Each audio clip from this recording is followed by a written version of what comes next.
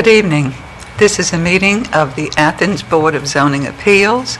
The time is 7 p.m. and the date is 12/11/12.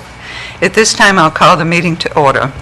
The board consists of 5 members and 2 alternates, the alternates taking full part in the discussion and becoming a voting member in the absence of a member or when a member abstains for conflict of interest. Present tonight are John Galsey, Kay Towsley, Lisa Carson, and I am Betty Hollow, the acting chair. Also present are Zoning Administrator John Pesky and Secretary Paul Eschenbacher. The board operates under the following procedure. The chair will name and describe the case. The zoning administrator will state the basis of the objection and any applicable facts or conditions pertaining to the case. The appellant or representative will give reason why the appeal should be viewed favorably. Anyone wishing to speak in favor of the request will be heard. Anyone wishing to speak in general comment will be heard. Anyone wishing to speak in opposition will be heard. If necessary, the appellant or representative will offer concluding summary or rebuttal remarks. Testimony from the floor shall be closed. The board will deliberate and render a decision. According to Athens City Code 230703B, the board has the power to grant variances from the strict application of the code, provided the variance will not be contrary to the public interest, the spirit of the code is observed, public safety and welfare are secured, and substantial justice is done. According to City Code 230910C, variances from the code shall not be granted unless the board finds, based on direct, specific findings of fact, that each of the following conditions has been supported. 1 is practical difficulty or undue hardship. Because of exceptional or extraordinary circumstances or conditions pertaining to a specific piece of property, a literal enforcement of the regulations will result in practical difficulty or undue hardship that is unnecessary to the achievement of public purposes. Number 2 is exceptional circumstances. They are exceptional or extraordinary circumstances or conditions applying to the property in question or the intended use of the property that do not apply generally to other properties or classes or uses in the same zone. 3 is preservation of equal property rights. Literal interpretation of the regulations would deprive the appellant of rights commonly enjoyed by others in the same zone and the same vicinity, while a granting of the requested variance will not confer on the applicant any special privilege that is denied to other properties in the same zone and the same vicinity. 4 is minimum variance. The variance granted is the minimum variance required to make possible the reasonable use of the property. 5 is absence of detriment. The authorizing of such variance will not be of substantial detriment to adjacent property and will not materially impair the purpose of the zoning code or the public interest. And the last one is not of a general nature. The condition or situation of the specific piece of property or the intended use of the property for which the variance is sought is not of so general or recurrent a nature as to make reasonably practicable the formulation of a general regulation for such condition or situation.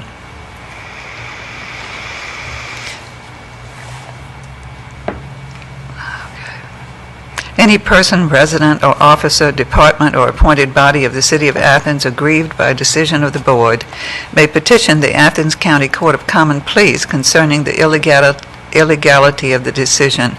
Such petition must be filed within 30 days after the mailing of the decision of the board to the applicant. There is only one case on tonight's agenda. The board is required to take testimony under oath, so anyone wishing to speak concerning any item on the agenda should stand. Do you swear or affirm that any testimony you present to the board shall be the truth, the whole truth, and nothing but the truth?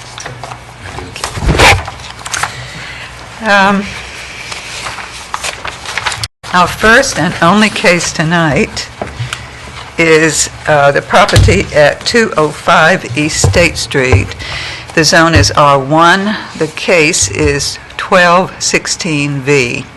The appellant is requesting a variance from Section 2310, Table A, Schedule of Bulk Controls, to allow relocation of a house on a lot with a rear setback of 20 feet, where 30 feet is the required minimum.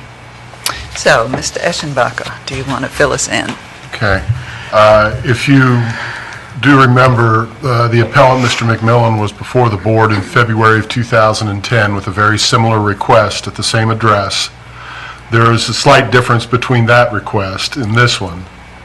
In 2010, the way they were going to propose to move the house back, it was going to wind up being attached to the garage at the back, at the top of the plot that you have there.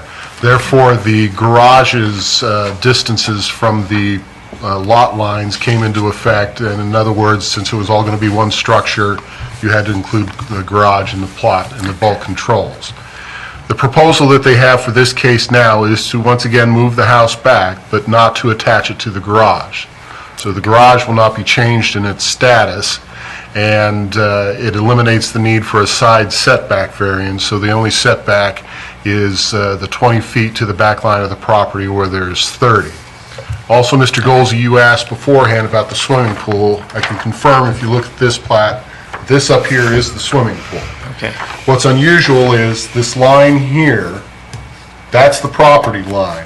The swimming pool belongs to 209 East 8. It's sort of an L-shaped lot. So the back property line is there right before the steps of the swimming pool at the top of the property.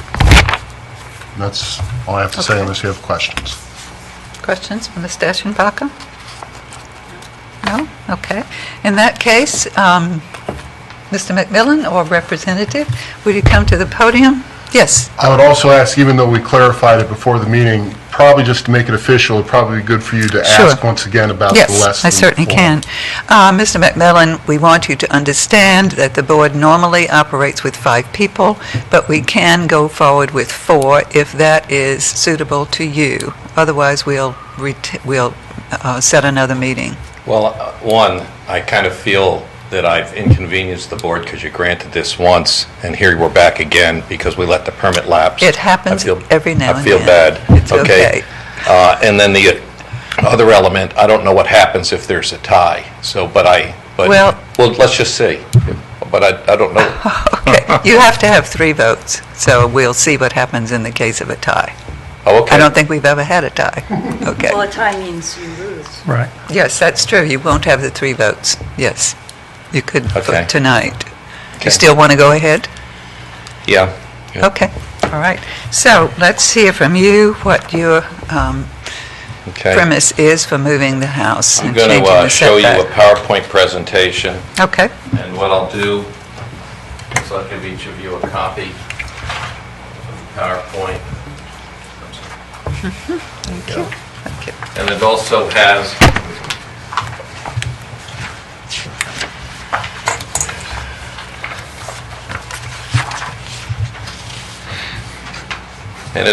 has some letters. Some of them are dated. The letters in the back, there's 4 of them that were back from February of 2010. I've talked to those neighbors. They haven't changed, and there's a couple more in there. And pretty much, folks around us know what Yeah. we're I up to. think those letters are in our packet, so we have seen those, but I'm Well, glad you from referred the to 2010? I think they probably are all the same. Oh, okay, cool. Yeah, we've seen Cool. those, but we can look at them again. All right, well, let's give it a whirl. First off, this brings us back to February of 2010, where the meeting got canceled because of snow, so I just thought we'd take a walk down memory lane. So anyway, but that's a nice shot of 205 East State. So this is what we're proposing to do. The dotted lines shows where the house is today, and we're going to pick it up and we're going to move it towards the pool. There's one other change from what you saw last time, is this little part that sticks out. It's the buffet off of the kitchen. We were originally going to shear that off, and we're not going to do that anymore. We're going to leave the house just like it is. And then the difference over here, where it's not attached, is there'll be a gate so you can come in through the side there into the backyard. Those are the 2 changes from the last time we Okay. spoke about this. Okay, could you point at the gate one more time? right there. There, okay. So like the house and the garage are separated, so there'll be like a fence with a gate, Okay. okay? So this is how you see the property coming from 33. And this is how you see the property coming from uptown. The last time I was here, somebody said, when it showed the distance between the houses, they said, I assume it's really close, but I don't know if that was trick photography. Someone said, I promise you, I was on the up and up on all these pictures. And what I did this morning, I walked out to the lane that if you were a driver driving by at about that height, what you would see if you were coming from uptown. So essentially, if you come up from uptown, you see about this much of the house, the 209 house. And now you'll see more than that with this change. It won't be quite as much as before because it's not touching the garage, but you get a feel for it. And this was a shot I had that showed like the side of the house, the leaded glass windows, a beautiful side of the house. And right now it's a kind of a dark side for us because we don't get light in that side. Now, this is straight across the street. I shot this morning. The one thing I'd point out is this part is an addition to the original house. So I think if we had a Board of Zoning Appeals back whenever this was made, that never would have been allowed because it's so close to our house. And, I'll talk about the problems we have with it. And Richard, what is the distance between the houses and the... The distance from the property line from 209 is 7'6", and the distance to 205 from the property line is 3'8", almost 4 feet. So it's right on top of the property line. Okay, you have to repeat that for me if you don't mind. The distance from 209, from the property line between the two buildings, from 209 to the property line is 7'6". But from the property line to 205 is 3'8". Okay, got it. Okay. Now, one of the things that happened, and it's a little folklore about the house. First off, I thought when we purchased 209, that 205 must have come on the scene after 209. It's not true. What happens is 205 predated it by 2 years. So 205 was built, I think we talked about that at one point, and we had it wrong, but we've had letters from relatives that 205 was built and 209 was built in 1910. Okay, then Paul Silvas, who lived next door to me, Dottie Smith, owned the property, brother and sister. Paul said that his father went and purchased the property, and they lived a couple blocks away, and they went to show the family the new rent property. They were going to go ahead and rent it out. And what happened was, I think it was Mr. Gill lived in the house. There's only been 4 families there. There was the Genotes, then there's the Gills, the Joneses, and ourselves. So I think it was Mr. Gill approached Mr. Silvas and said, how about selling that little piece behind our property? And given that he thought it was going to be a rent property, he thought, great, I'm going to get some of my money back. Then Mr. Silvas brought his wife down to see the house, and she liked it better than her house and said, we're moving here, won't that be a beautiful place for the kids to play? And he had as Paul said, he had to tell Mother that he had just sold the back, and that's where the pool resides today. So at one point, it was more logically divided than it is today. So if I come in here, this shows the distance, and I also took an interior shot so you get a feel for what it looks like out of our dining room. This one, I did it with the flash so you can see, but we have the wavy glass, we have the leaded glass. It's just the house is just beautiful on the inside. I didn't know how to turn off the flash, so I just put my hand over it and took that, but it gets a feel then to see where it is. A beautiful sunny day, it's dark in there. So what we want to do, we feel the houses are crowded. We own both lots.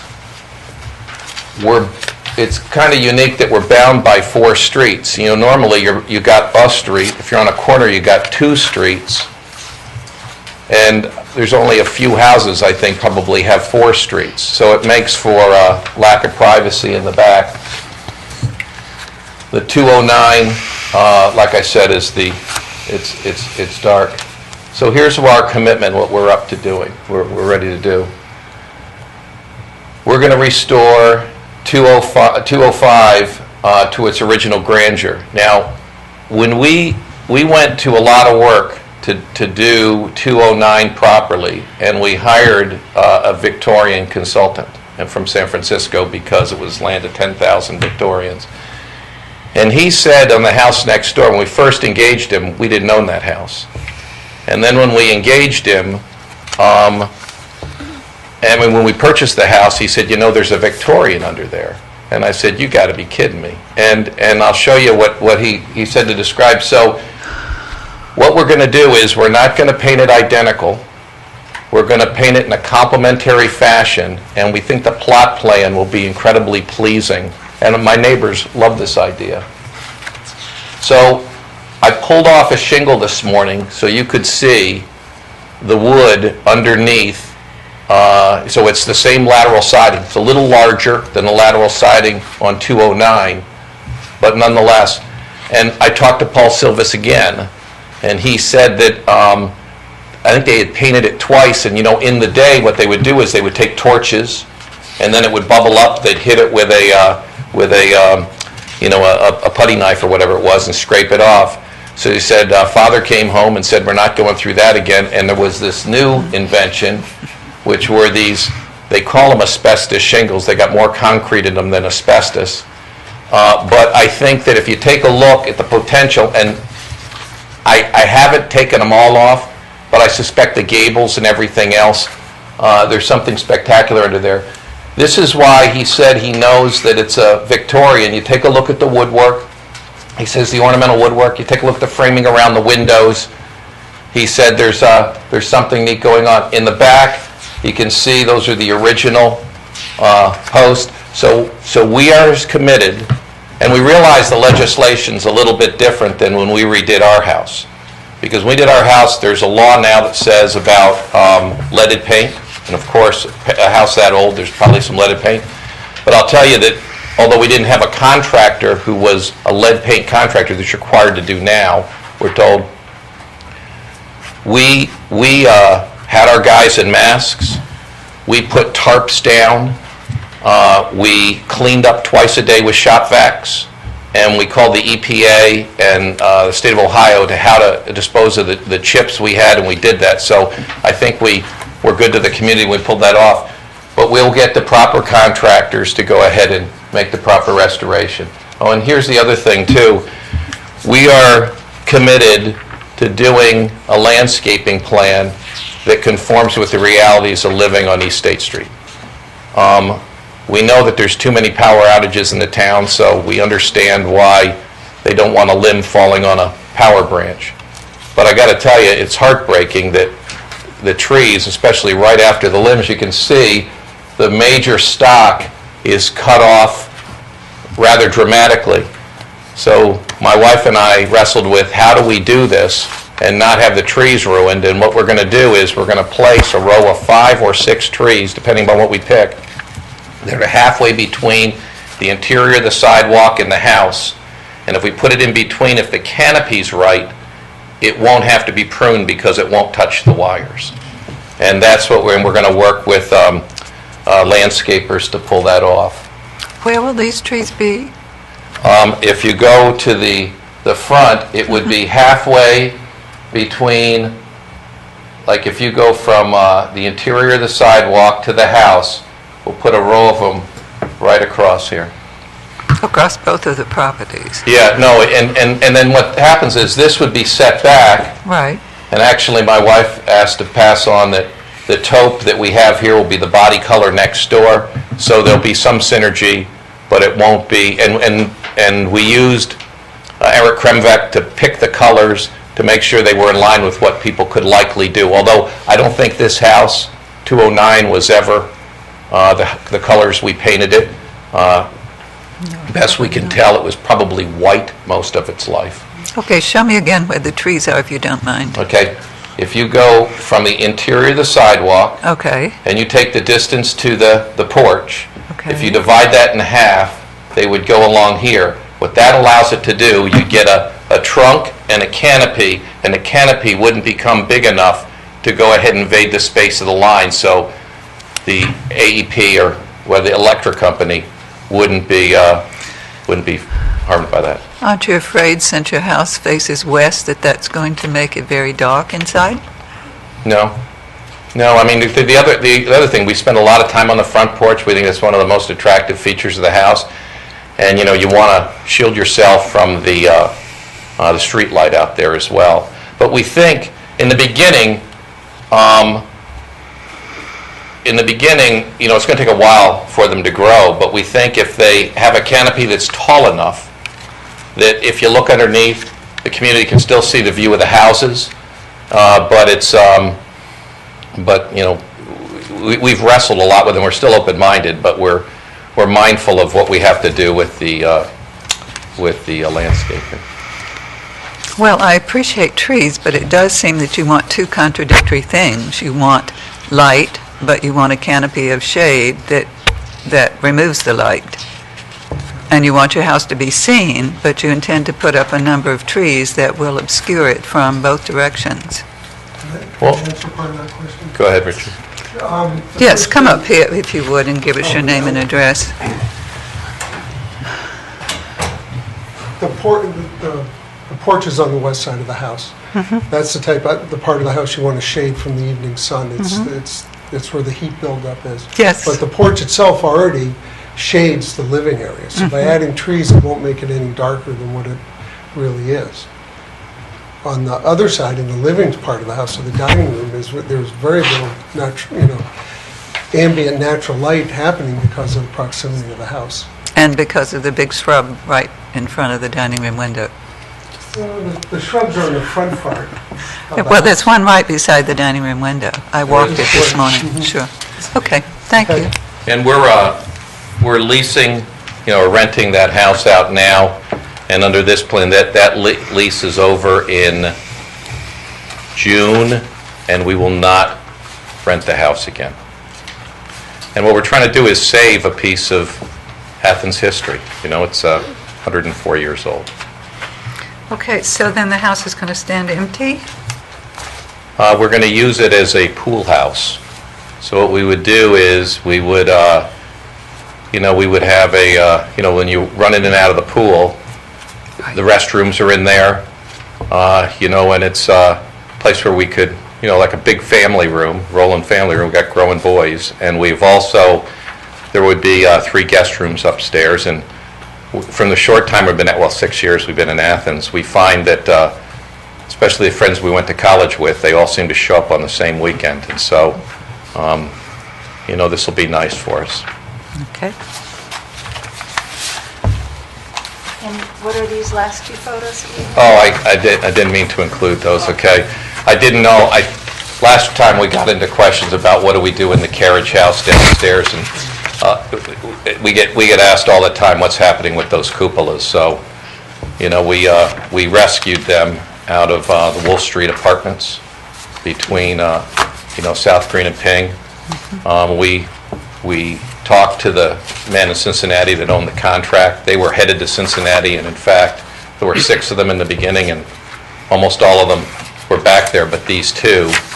And we managed to get them. We want to keep them in Athens, and we'd like to find a home for them without deterring the historic values of the homes you see. We're actually putting a small addition, 3-car garage along Sunnyside, and then there's the garage over the other side. So if they get used there, if not, we'll repurpose them somewhere in Athens, but we're going to restore them. Talk about the 3-car garage. Yeah. I missed something. That's irrelevant. It's a totally Okay. different piece of property. It's on Sunnyside. On Not Sunnyside. related to this. Right. Thank you. Yeah. Okay. No. Anything else you all would like to ask, comment about? I don't have any questions, but I grade the PowerPoint presentation and you get an A on this. It's kind of my world, but Hopefully, I'll be retiring from that soon. I hope they don't put this on YouTube so my boss doesn't hear. But anyway, it's true. Questions? Questions? You Okay. didn't want him to introduce himself and address the Yes, we didn't get that. Yeah. We didn't get your name and address when you came to the podium, nor did we get Mr. McMillan's, and that's my fault for not apprising you of the fact that you needed to do that. Okay, I'm Alan McMillan. And address is, We live at 209 East State Street. Can I just say hello, Brian? He told me my youngest son wanted to say hello. thank you, and, And you want me to stand over here? yeah, just for the record. I'm Richard Schultz, I'm Alan's architect, and I live on Gibson Ridge in Albany, Ohio. Okay, thank you very much. Now, is there anyone who wishes to speak in favor of this proposal?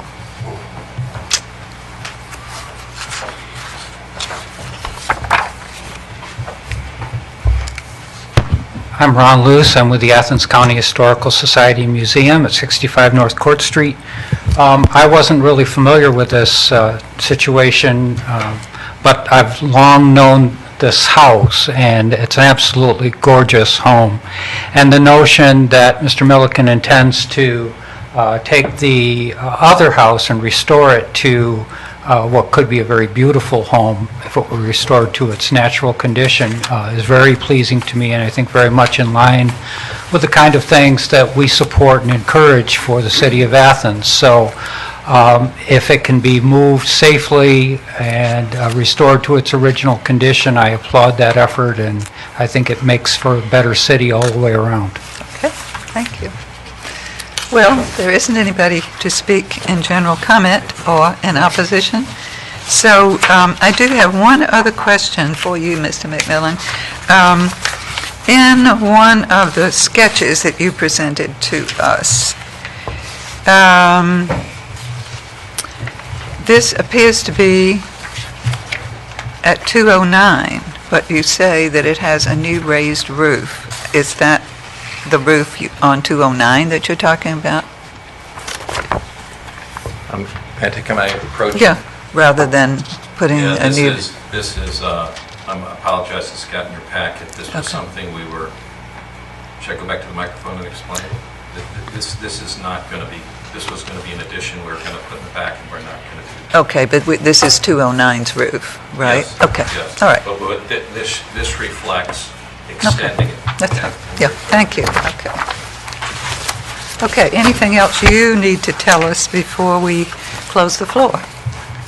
No, I just, actions speak louder than words, and we've worked really hard to work within the rules in the community and ask permission first, not only in our own house, the rest of the properties. As I think everyone knows here, we're property owners. We made a pledge when we came here. We've been true to it, to put no siding on any house, and we painted 4 this year, and we painted them in 4 colors, and we're really trying to do a good job.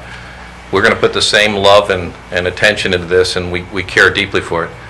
But this is a big night for us.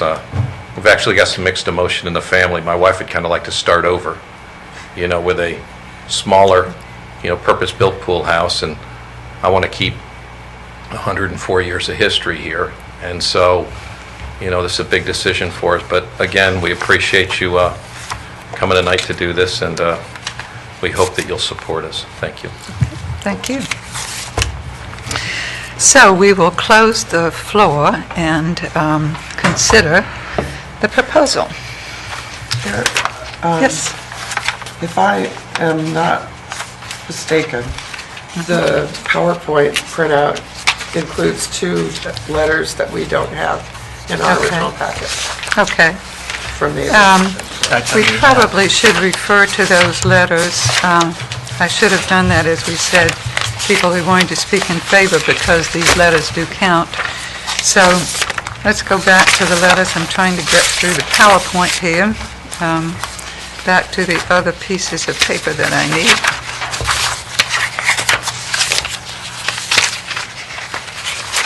Okay. Got that out of the way. Okay, let's just go back to these letters.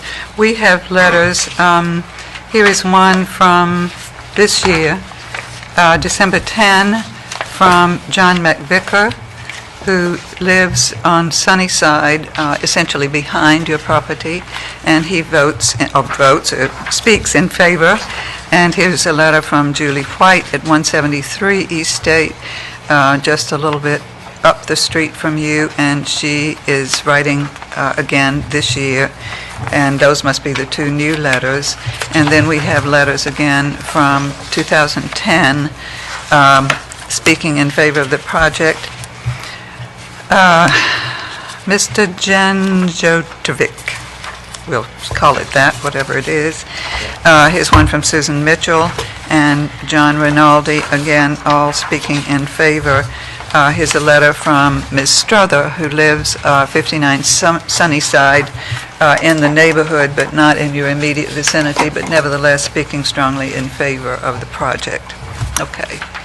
So, anything else, Lisa, that we need to talk about? Okay. So, With a motion. yes, we need a motion. I move to grant a variance to the property 205 East Estate Street from Section 2310, Table A, a schedule of bulk controls, to allow relocation of a house on a lot with a rear setback of 20 feet, where 30 feet is the required minimum. Second. I second. Thank you. Okay, let's go through the findings and see what we say. The first one is practical difficulty or an undue hardship. Because of exceptional or extraordinary circumstances or conditions pertaining to a specific piece of property, a literal enforcement of the regulation will result in practical difficulty or undue hardship that is unnecessary to the achievement of public purposes. What say ye?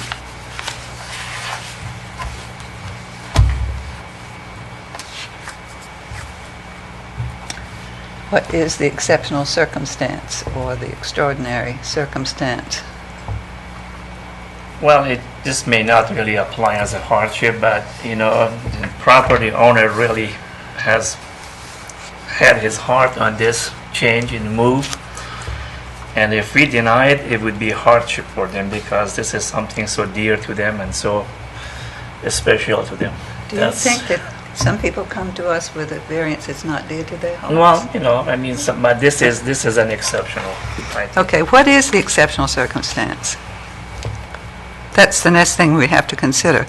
There are exceptional or extraordinary circumstances or conditions applying to the property that do not apply generally to other properties or classes or uses in the same zone. Well, I think these two houses are too close together, so a little bit separation would be good for all parties. And right now, the special circumstance is too close. And that's not true in any other house in that area? I would say somebody else wants to have the same circumstances, they should be able to. So we'll have to move every house on East State Street? No, No, not he everybody owns wants both it. houses, so Okay. he wants to develop the entire property in Okay. a certain manner, and one house is not to be occupied by anybody except his Right. family. Okay. So he wants to I move can it. accept that as exceptional. Preservation of equal property rights, a literal interpretation of the regulations would deprive the appellant of rights commonly enjoyed by others in the same zone and vicinity, while a granting of the requested variance will not confer on the applicant any special privilege that's denied to other properties in the same zone and vicinity. Again, this is unique to itself, it's not the general. Okay. Minimum variance. The variance granted is the minimum variance required to make possible the reasonable use of the property.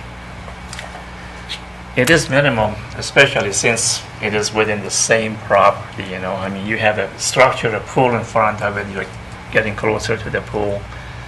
So I don't think that setback really quite, to me, applies in here, but it's minimal, but nonetheless, 10 feet. Does that seem reasonable? Okay. Absence of detriment. The authorizing of such variance will not be of substantial detriment to adjacent property and will not materially impair the purpose of the zoning code or the public interest. No. No. Okay, not of a general nature. Condition is not of so general or current a nature as to make reasonably practicable the formulation of a general regulation for such condition or situation. It is. Okay, all right. In that case, are you ready to vote? We'll start with you, I Ms. vote yes. Carson. Yes. Did you say you voted? Yes. Okay. Yes. Yes. Okay, and I will vote no, simply because I cannot find for the findings. But others do, so you have the variance, and congratulations. Okay. Merry Christmas.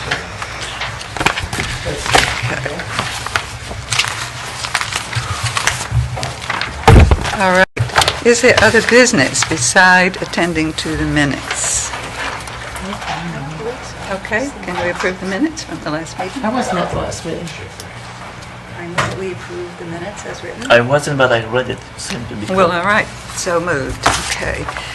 The only other thing that we possibly need to talk about is the fact that the year is ending, and I agreed to be the chair for the rest of the year, and now Come the year on, is ending. Betty. Well, We look forward to you. no, I think it was clear from earlier times that people enjoyed having more autonomy in controlling things than perhaps they did as simply being members, or that they got better experience. So we did agree that we would rotate, and so I'll tell you what, I will chair the January meeting, at which time you will elect a new chair. Okay? All right. Other things? Okay, I'm not going to be a candidate, so I would be happy to coordinate the chair, talk to people. Okay, And that would be wonderful if you would do that. Okay. And I'm sure that there's somebody who And- can do that. and see if somebody's committed Okay, like you did. that sounds very good to Thank me. you very much. Yeah, you're very welcome. Anything else? All right, we're adjourned.